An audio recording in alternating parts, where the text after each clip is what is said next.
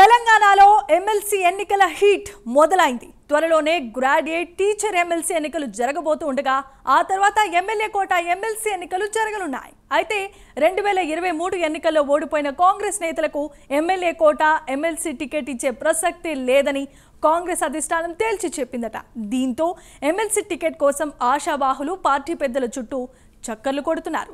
తెలంగాణలోనే కాకరేపుతున్న ఎమ్మెల్యే కోట ఎమ్మెల్సీ ఎన్నికల రాజకీయాన్ని తెరచాటు రాజకీయాల్లో చూద్దాం.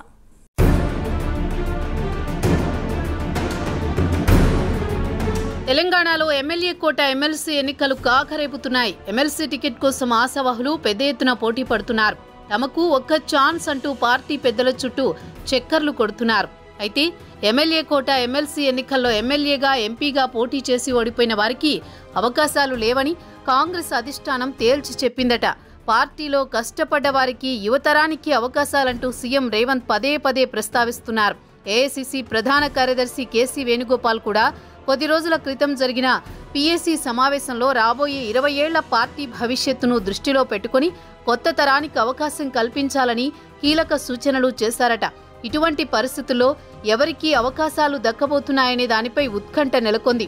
వచ్చే మార్చి నెలాఖరు నాటికి ఎమ్మెల్యే కోట ఎమ్మెల్సీ స్థానాలు 5 ఖాళీ కానున్నాయి. వీరందరూ కూడా బీఆర్ఎస్ కు చెందినవారే ఉన్నారు.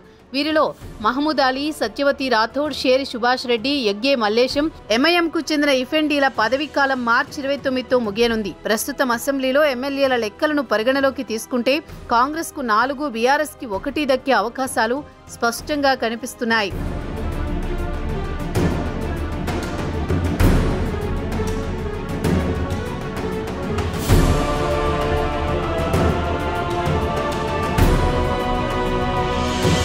అయితే మొన్నటి ఎన్నికల సమయంలో కాంగ్రెస్తో పొత్తు పెట్టుకున్న సమయంలో సిపిఐకి 2 ఎమ్మెల్సీ స్థానాలు ఇస్తామని ఒప్పందం జరిగింది.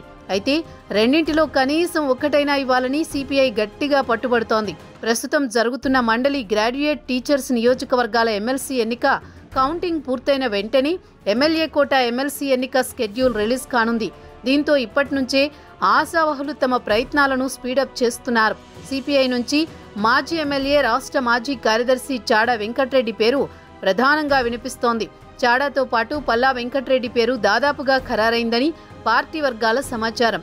ఇటు కాంగ్రెస్ పార్టీలో సీట్లు ఎవరికి ఇస్తారనేది చివరి నిమిషం వరకు సస్పెన్స్ కొనసాగుతుందని అదే కాంగ్రెస్ విధానమని నేతలు చెబుతున్నారు.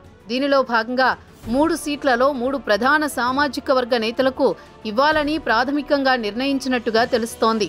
ఒక సీటు రెడ్డి, మరొకటి ఎస్సీ లేదా ఎస్టీ, మరొకటి బీసీలకు ఇచ్చే అవకాశాలున్నాయని పార్టీ వర్గాల సమాచారం. కాంగ్రెస్ పార్టీ అధికారంలోకి వచ్చిన నాటి నుంచి భర్తీ చేసిన స్థానాల్లో ఎస్సీ ఎస్టీలకు అవకాశాలు రాలేదని వారు గుర్తు చేస్తున్నారు. దీంతో ఈసారి ఆయా వర్గాల నుంచి ఒకరికి సీటు దక్కడం గ్యారంటీ అని చెబుతున్నారు.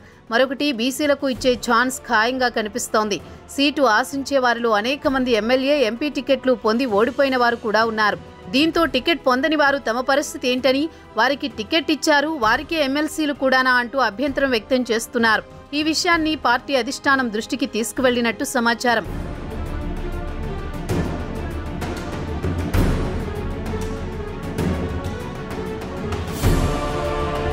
ఎమ్మెల్యే కోట ఎమ్మెల్సీ ఎన్నికల్లో ఓడిపోయిన వారికి ఎమ్మెల్సీ సీటు ఇచ్చేది లేదని కాంగ్రెస్ అధిష్టానంలోని సీనియర్ నేతలు స్పష్టం చేసినట్లు పార్టీ వర్గాల ద్వారా తెలిసింది.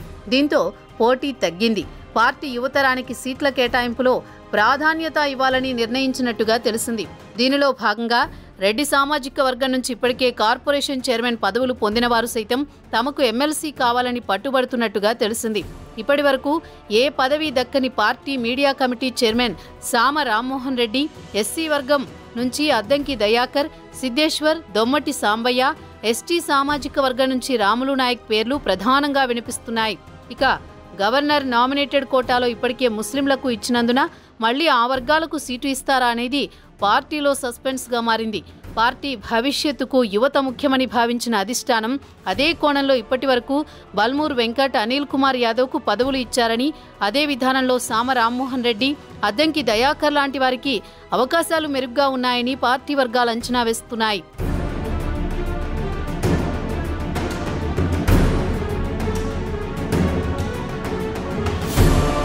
మొత్తానికి ఎమ్మెల్యే కోట ఎమ్మెల్సీ ఎన్నికల టికెట్ల విషయంలో కాంగ్రెస్ పార్టీ అధిష్టానం ఓ క్లారిటీతో ఉంది. ఓడిన నేతలకు ఇవ్వకుండా కొత్త తరానికి అవకాశం ఇస్తే రాబోయే రోజుల్లో పార్టీకి బిగ్ బూస్ట్ వస్తుందని అధిష్టానం పెద్దలు భావిస్తున్నారు.